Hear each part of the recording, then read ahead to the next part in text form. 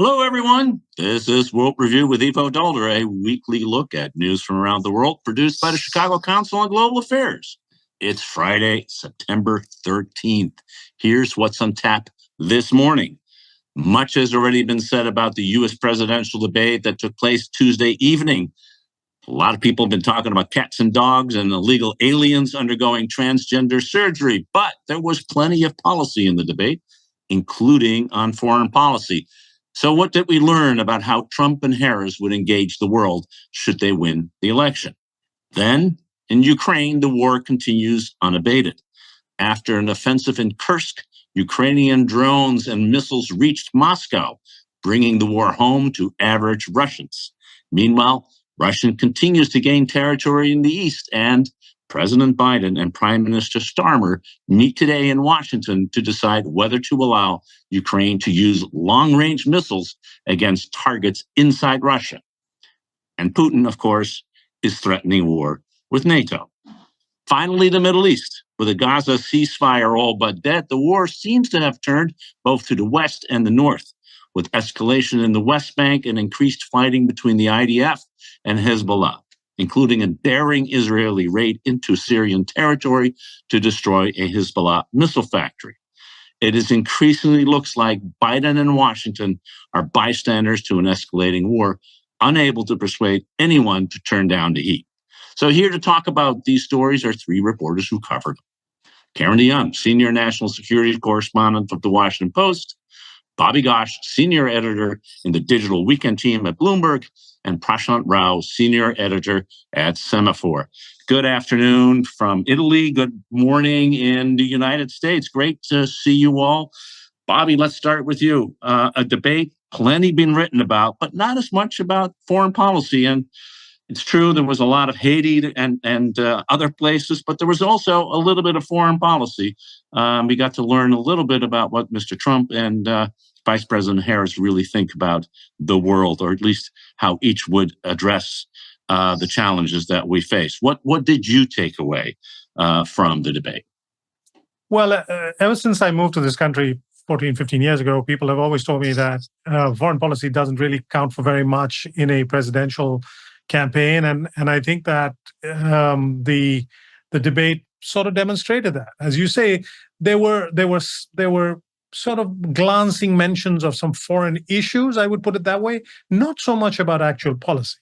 You're right, we got a sense of how the candidates view the world, a little bit of it, but we didn't really get much on how much they have engaged with the big problems, much less how they would address those problems. So and some of what we learned was quite predictable. We learned that that Donald Trump really doesn't have any ideas that he can articulate about addressing foreign problems, except to make sort of broad sweeping statements like, oh, I will solve that problem even between the time I'm elected and sworn in, that before I take office, these problems will magically be solved by me without even an iota of explanation about how he's going to achieve that. That includes he's going to bring peace to the Ukraine and he's going to end the Israeli war with Gaza. That we've heard Trump make these kinds of comments and claims before,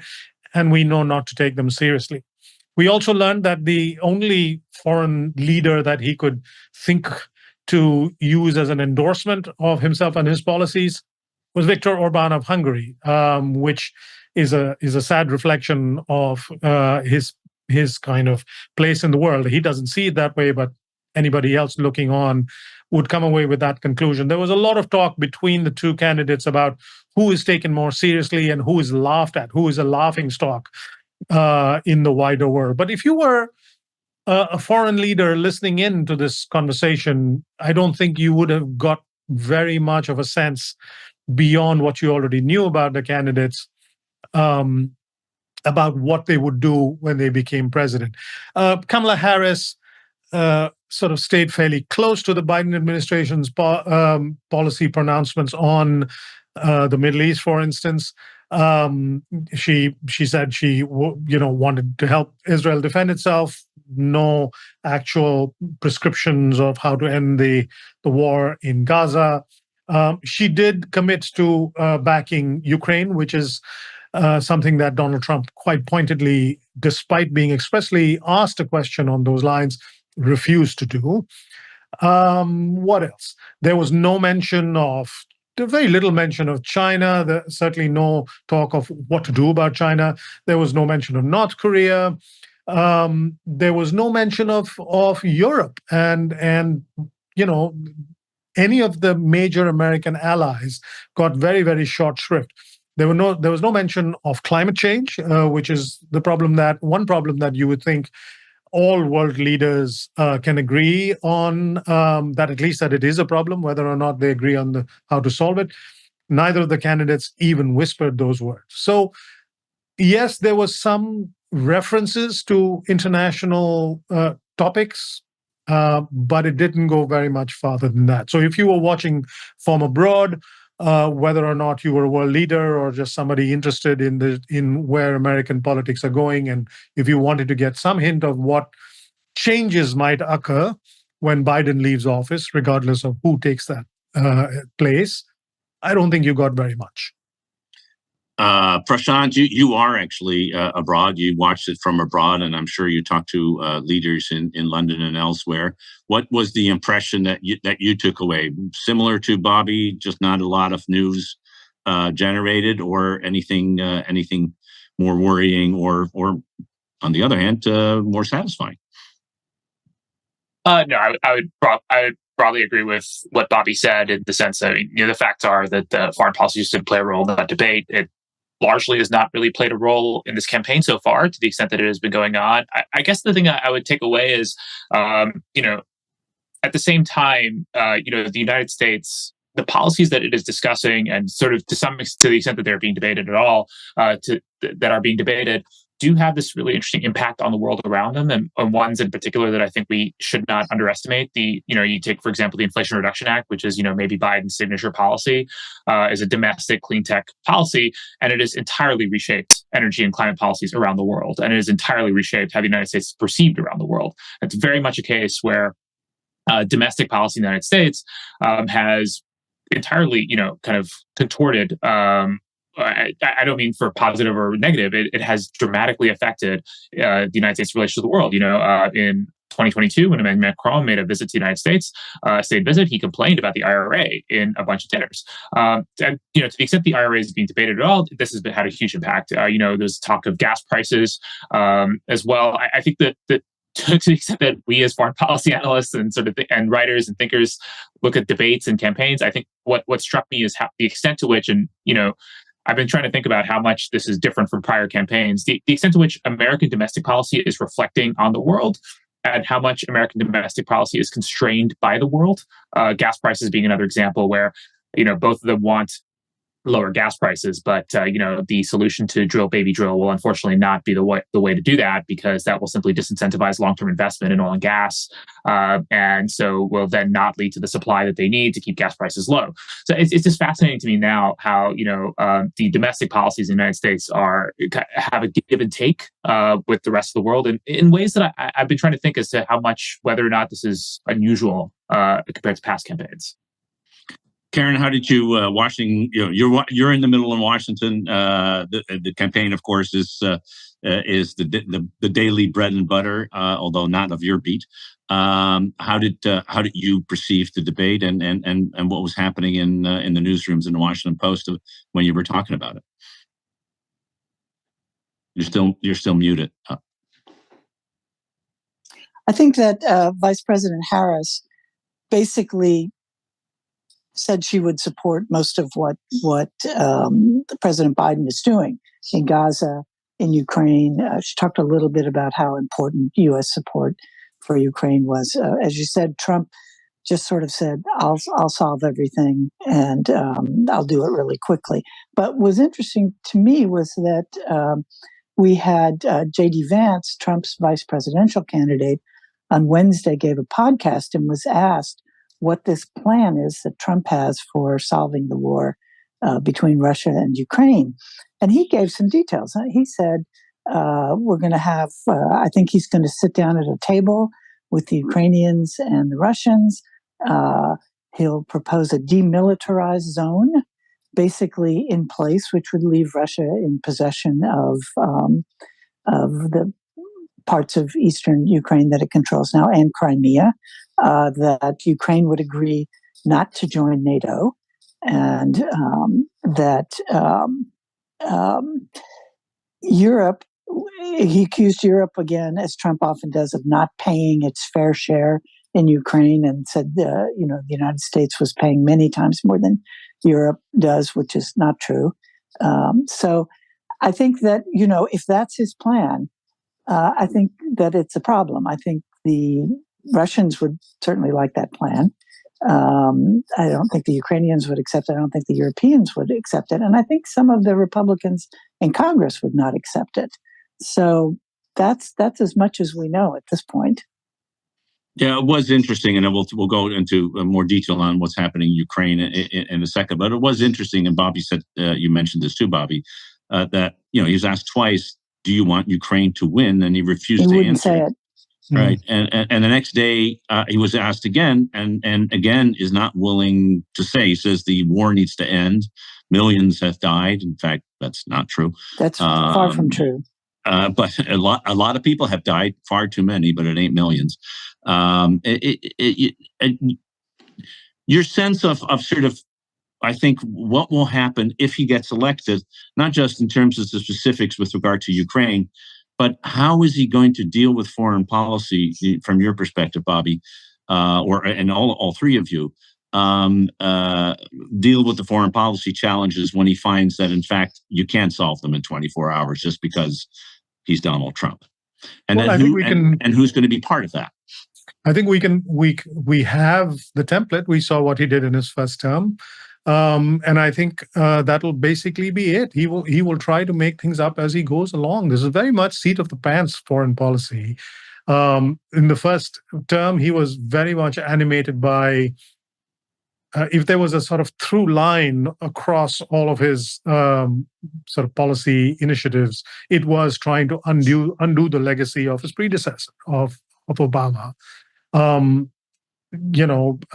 will be a little more of that, but I think quite a lot of it is predicated on his perception that he's a deal maker, so it's all very transactional. He thinks if he goes and meets somebody, shakes their hand, looks them in the face, and sells them a story, then that's how he can conduct policy. There's a lot of speculation about who he might bring with him, who would be his Secretary of State. I haven't heard a compelling argument for any one person. You hope that it is somebody of some political heft and as well as some foreign policy experience who can nudge and guide the president along. But there is not, to my mind, a coherent overall prescription about what the world needs from the United States. That when he says America first, he kind of means it, at least his perception of America, which is really Donald Trump's interests. But he's consistent on that. He thinks that that's all he needs to do, and the rest of the world will accommodate itself to the United States because we want the Europeans to spend more on defense. They will do so, and or else. That's not policy. That's not even a political philosophy or a consistent way of looking at the world. It is knee-jerk, reactionary, seat of your pants foreign policy. Well, he did, of course, also talk about China and his tariffs and how he would have a hard line against China. But other than the tariffs, there weren't really any details. To the extent I think there's any talk about, for example, who would be his Secretary of State, one name that keeps coming up is Rick Grinnell, who was his ambassador to Germany, was very unpopular in Germany, and who's in business with Jared Kushner, Trump's son-in-law. So, well, Albania will do extremely well as a result, I'm sure. We can count on that. Prashant, let's go into the details of Ukraine rather than the campaign, a lot has been happening in Ukraine in the last couple of weeks, including today, a meeting with Prime Minister Starmer visiting President Biden, a discussion, among other things, about whether or not the Brits can will finally be able to allow the Ukrainians to use their long-range missiles, which require American technology and therefore American approval, or intelligence at least, for the use against targets in Russia. But there's more. Blinken and Lamy, the British Foreign Secretary, were in Kyiv, and a lot is happening on the ground. So bring us up to date about where we are and where do you think this conflict is going before Donald Trump will solve it within a day when if he's elected. Yeah, well, how much time do you have? Because sort of comparison to the debate, so much has happened in Ukraine in just the last few days. With regards to Ukraine, it is kind of hard to piece it all together, but please do let me know if I've forgotten anything. But, as you referenced, this sort of seems as though the Biden administration is inching towards, as has been its pattern over the course of its war, where it said, you cannot do something, maybe you can do something, now you can do this thing. It looks like it might loosen restrictions on Ukraine using long-range donated weapons to fire into Russian territory. This is a key topic between Starmer and Biden. The Brits are pretty pro this already, but they don't want to get out ahead of Washington. And so this is kind of it looks like this will happen soon. I think, I'd be keen to hear what you all think about this, but it's sort of the pattern that seems to have been established over the course of this war. As I say, the Americans say, please don't do this because it will trigger a massive reaction. And then the Ukrainians say, if we don't do this, we'll lose the war. And over time, the Ukrainians, what they say is largely becomes clear that is the case. And then Washington eventually sort of then, shifts position, which is understandable and a reasonable way to make policy. But, it does make you think how different the war might have been had some of these decisions happen at different junctures. But that's not the only thing that's happening. Of course, as you say, on the ground, Russia's pushing into Kursk and making advances in eastern Ukraine. I think the question to at least ask is, what is the sort of strategic, to the extent there was any strategic success or thinking behind the Kursk offensive? In theory, it would have won them a bargaining chip in negotiations, but if they're going to lose the territory and used, some measure of manpower and material to take territory rather than defending eastern Ukraine, was it worth it? And then finally, China's foreign minister is in St. Petersburg today for a BRICS meeting, and Xi Jinping is going to China later this month. Going to Moscow later this month, and this has also, I think, been a persistent kind of trend over the past 2.5 years of this war, is really the deepening fracture between China, Russia, and Iran, which is, this week been sanctioned by the US, the UK, Germany, and France for sending short-range ballistic missiles to Russia for use in Ukraine, and others on one side against the United States, Western allies, and a whole host of other countries, to be fair, Japan, South Korea, others. And this kind of real deep fracture over the Ukraine war that does not, I think, Beijing would like it to be thought of as an implicit fracture, but actually now, Kurt Campbell said this week that he thinks that the Chinese are providing active support, or sort of the quote escapes me now, but sort of fairly sort of aggressive language. So actually, this has been an incredibly busy week when it comes to Ukraine. A whole lot has happened, even if not an enormous amount of territory has changed hands. I think this has been, a really significant week over the course of these past 2.5 years.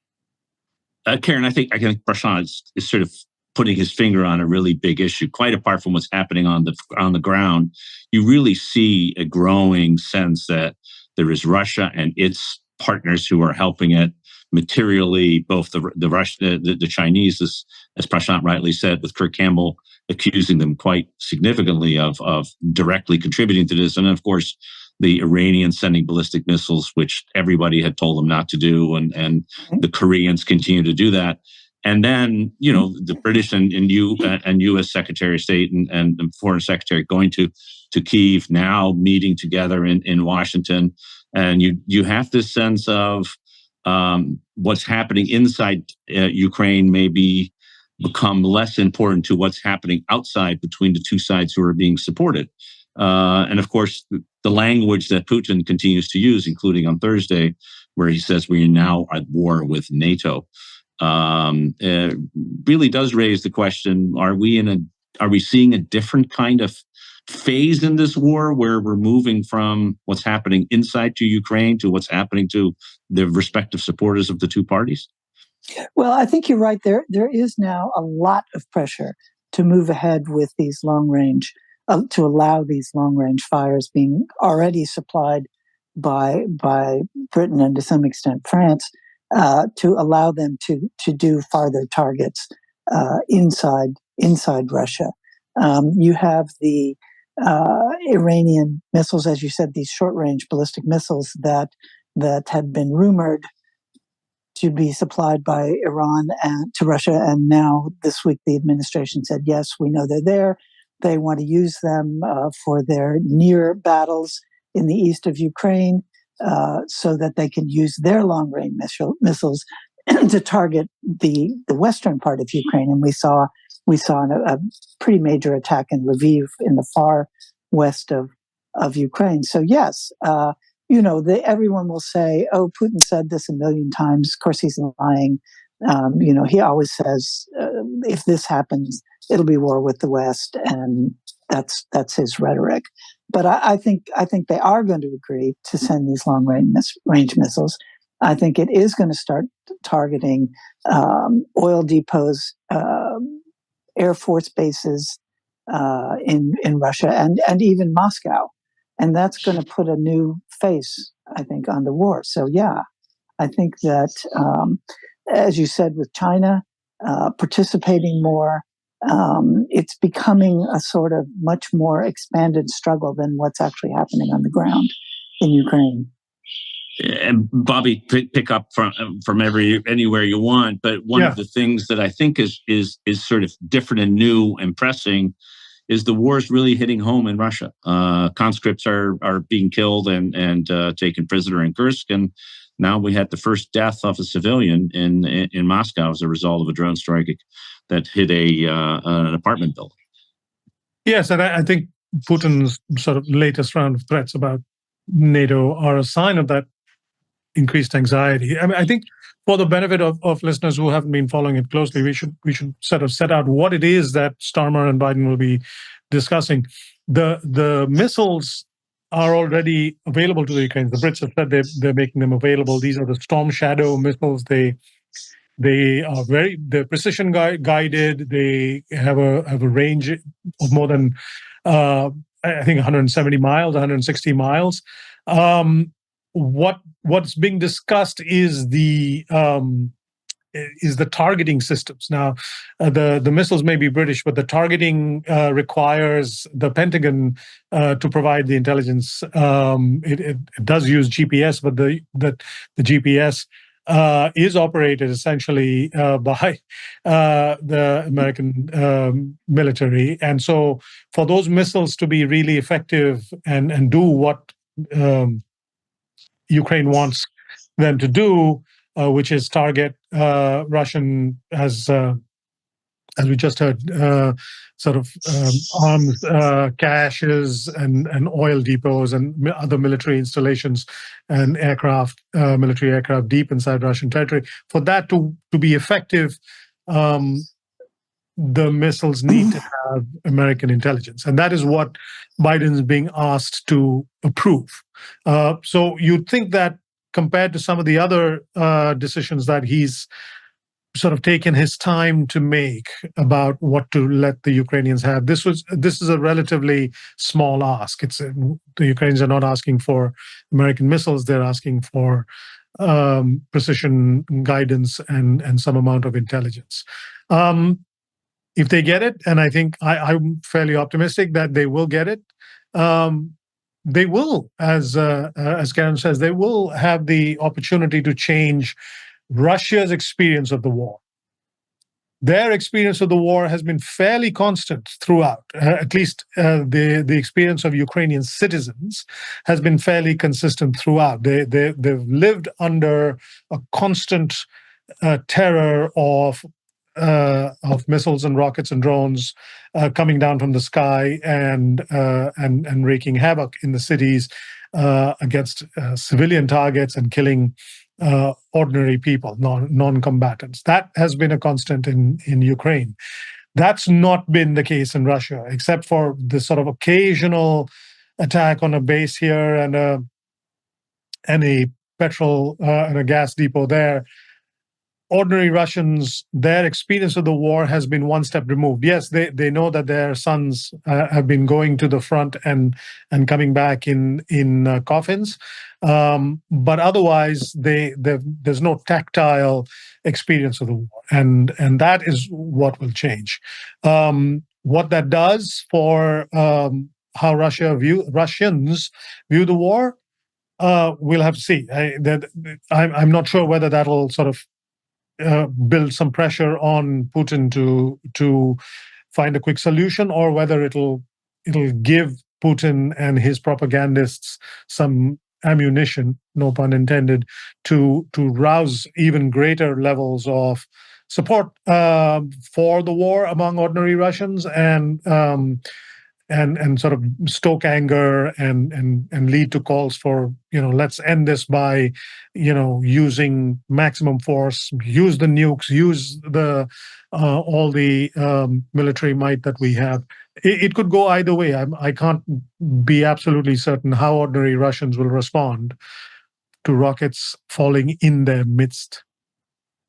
If I could just say, I think that the Americans, that Biden probably will, if the British go ahead with this, I think the Americans probably will send them the really long-range ATACMS, which they actually, I don't,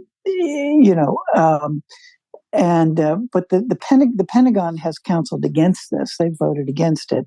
One of their arguments, in addition to whatever escalation it might cause, is that they just don't have very many of them, and they need them for their own deterrence and their own, future planning and stuff. They are replacing them with a new version, but it's been delayed. It's been very slow. They only do, a few at a time, and they are still manufacturing them, but they're all sort of signed up to go to other countries. Other countries have already bought them.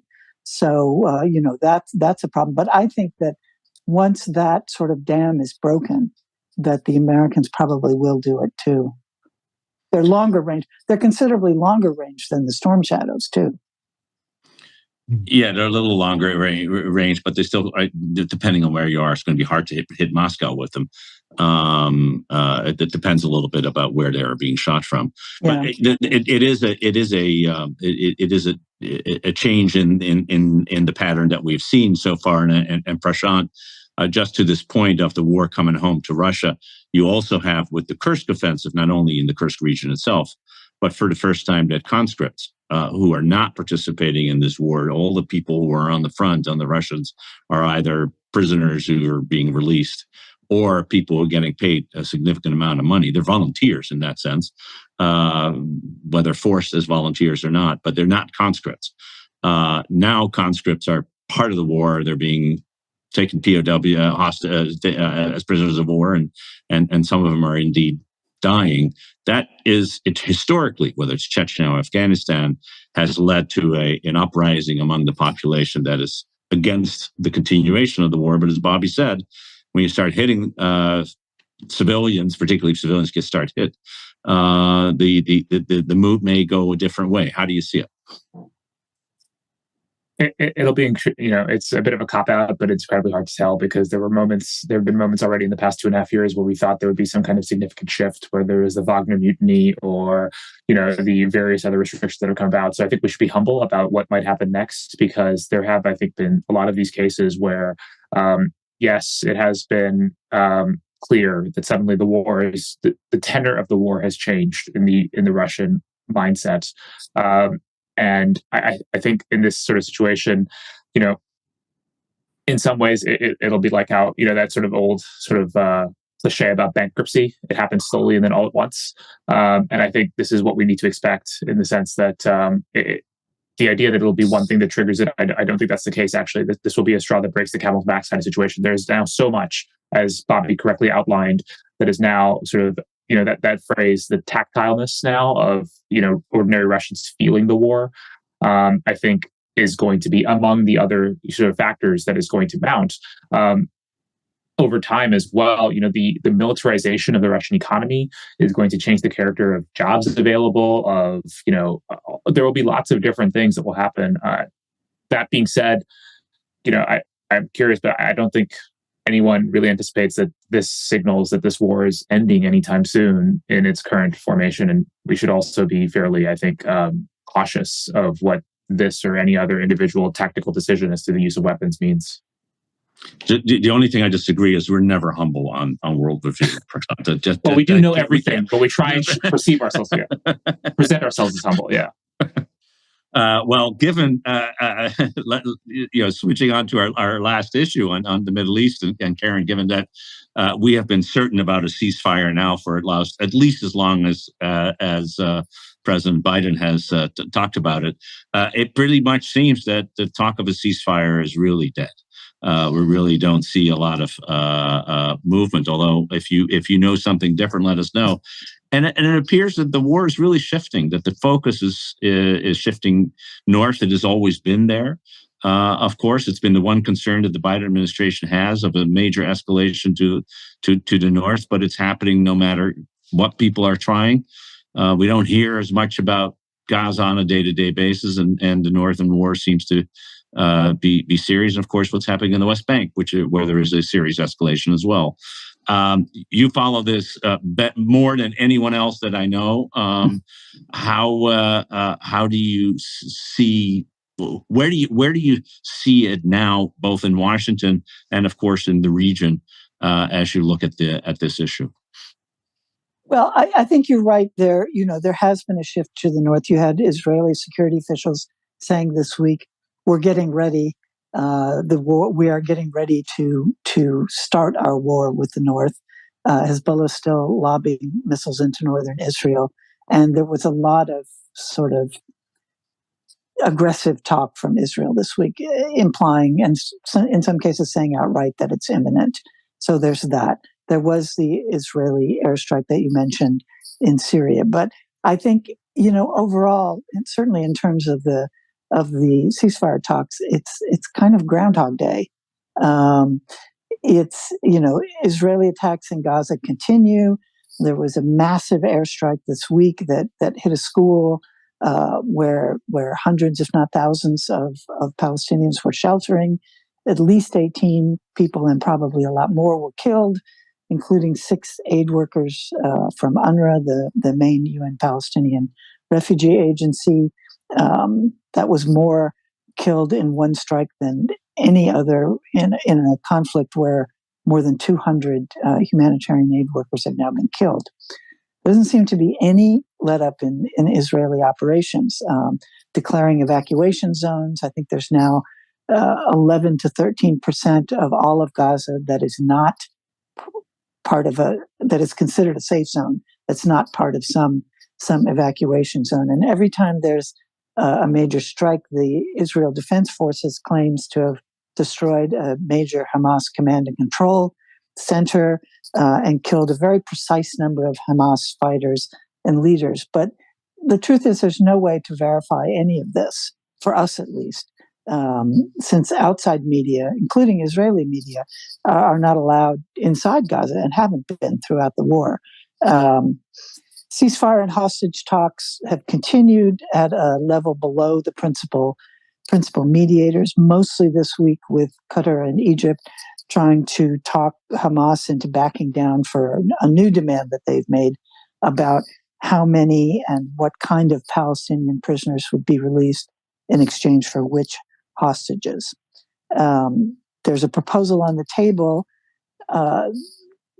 that the Egypt-Gaza border, where Israel says and Egypt denies that Hamas smuggles most of its weapons into Gaza, the proposal which Israel has made and the Americans sort of agree with is that Israel would keep a small troop presence of about 100 troops there at 2 border stations that are far away from what are called densely populated areas. Of course, under the deal in the first phase, they're supposed to withdraw from all densely populated areas, but they maintain that these places where they want to be are not.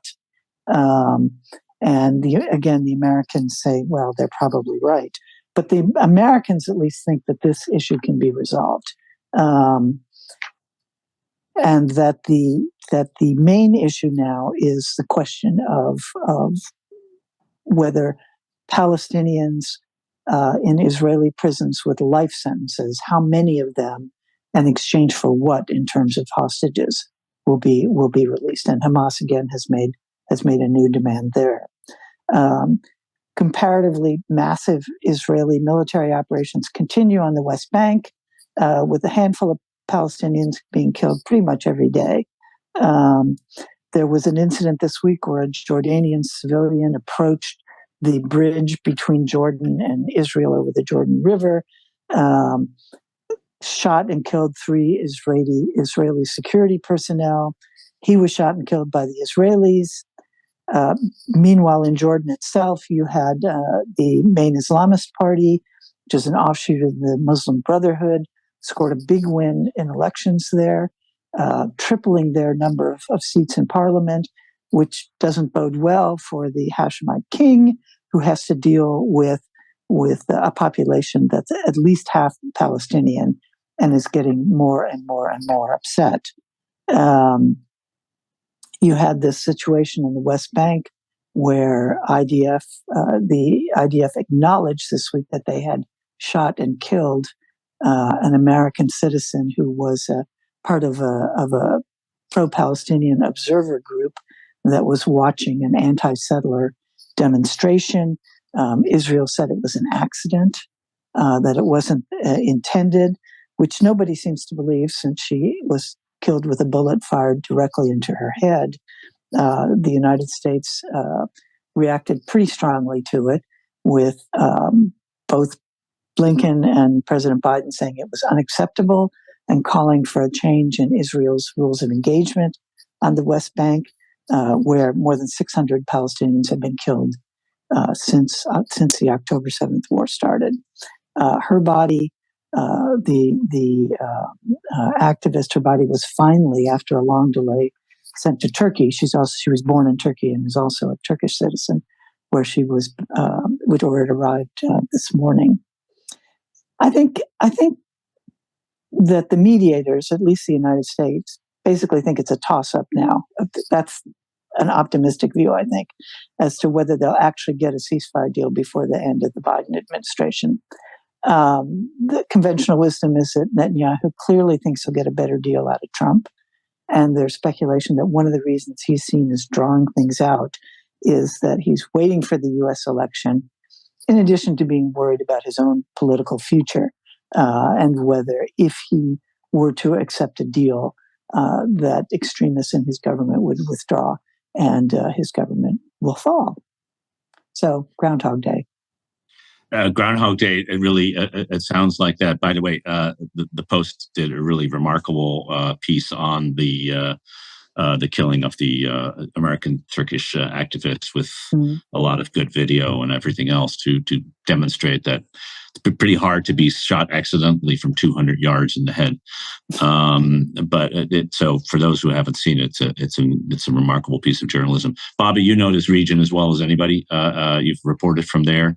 Groundhog Day, not only in the last 9 months, but in some ways, Groundhog Day in the last 30, 40, 50, 60 years. And how do you see it? Well, I have never had any faith in the mediators' ability to get both sides to agree on a workable ceasefire, even a temporary one. Never mind a roadmap towards some sort of a permanent solution. I've always thought that that Netanyahu will be moved only by his own domestic considerations, his own political considerations, as Karen just laid out towards the end there. A couple of weeks ago, when those 6 Israeli hostages were killed, there seemed just a glimmer of a hope that pressure from within Israel would build and force Netanyahu's hand, and there were demonstrations, larger than usual demonstrations by Israelis demanding a ceasefire. There was a sense among many Israelis that these 6 people might be alive, might be alive if Netanyahu had accepted the deal that Biden's been talking about. But that now seems to have gone into the sort of ether again, and the anger, I'm sure it's still there, is no longer manifesting itself in big demonstrations. And so I don't think Netanyahu feels under a great deal of pressure from within. There are calls for a ceasefire among Israelis. Large proportions of the Israeli population, depending on which poll you believe, maybe even a majority, want a ceasefire deal and want one quickly. But Netanyahu's not moved by that. He's guided by what his coalition partners, the people who keep him in power, what they and their voter bases have to say. And there, it is pretty rock solid. People want the war to go on, and they think that, if anything, there should be even more destruction, more violence wrought on Hamas and the Palestinians in Gaza, and more in the West Bank, and more settlements, more of everything. So I have to say that I'm not terribly optimistic that things are likely to change. If I may, I do have a question for Karen. The thing you said right at the end, and I hear this every now and again, especially from folks in DC, which is that there's a sense that Netanyahu is holding out for the election in the hope that Trump will win and he'll get a better deal. No one really explains what that better deal looks like. Is there a better deal to be had? It seems to me he's getting a pretty good deal already from Biden. What is a better deal? And has Kamala Harris said anything or indicated that she might give Israel or Bibi less of a good deal that he's getting from Biden now? Yeah, I'm not sure a better deal is in the immediate ceasefire. Who knows whether Trump would continue that pressure or not? He said about everything else, he would solve it in 24 hours, yes. But hasn't said how.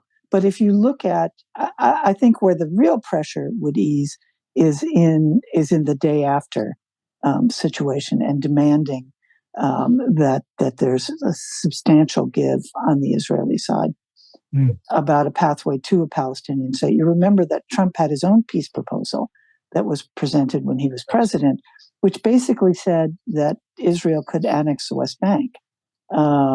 So I think that they haven't forgotten that. And I think that's, that kind of long-term view, which is not to say that the successive administrations in the United States, with the exception of Trump, have called for a two-state solution for many decades. The administration thinks now, the Biden administration thinks that with the additional pressure of putting a deal of normalization between Saudi Arabia and Israel on the table, that will persuade Netanyahu to give on the Palestinians. I think with Trump, you could get that normalization without a deal on the Palestinians if the Saudis would agree to it. Right. But Trump, I think, certainly would agree to it. Yeah, because it would be the deal of the century for sure.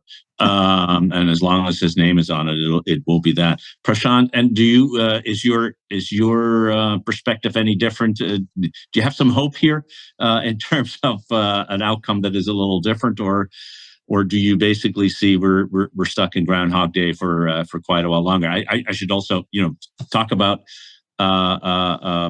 Hamas doesn't seem particularly interested in having a deal either, and you really do have two parties who are eager to continue a war, while the third, the mediator, seems to be most interested in a deal that neither side wants. I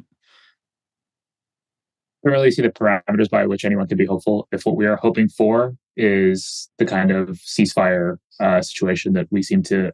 If that is the goal that objectively we are sort of moving towards, I'm not sure what sort of evidence Karen sort of so comprehensively outlined.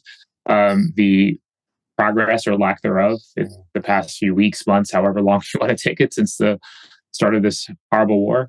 I guess the thing that sort of makes to bring it full circle to what we were discussing in our initial conversation is this kind of interesting feedback loop that is I've been thinking about between American domestic policy and American foreign policy, and the limits of American power that are very much, I think, on display in this particular war more than many others in the past sort of generation, I would say, illustrating simply the limits, but not just on how much America and Washington as an apparatus can influence its allies and partners and friends as Israel is, but also how that foreign policy is now feeding back into American politics itself, in I think ways that are much more kind of immediate than had been the case in many other previous conflicts. Obviously, there are particular interest groups, both Palestinian and Muslim Americans and sort of Jewish Americans, and there's an election coming up. So there are amplifying factors here, but I think there's an immediacy to this conflict and how it plays out in American politics that I don't think was necessarily the case in previous kind of examples, and certainly has been the case in other kind of recent examples, including the Ukraine war, I would say. I think that's a really good observation. I mean, both in terms of how foreign policy plays domestically and how domestic politics, as you started out with, on the China and IRA side, has an impact on foreign policy, and that's why we keep coming back every week to talk about how what's happening in the world affects America and how what happens in America affects the world. And I can't think of three more accomplished people to do this with this week than Karen DeYoung from the Washington Post, Bobby Ghosh of Bloomberg, and Prashant Rao of Semaphore, which is out with a new newsletter on the Middle East starting on Monday. So tune in, subscribe, put your email on it, and of course, read the Washington Post and Bloomberg, and tune in, most importantly, every week to World Review with Ivo Daalder. We'll be back next week with another edition of World Review. Until then, have a great weekend.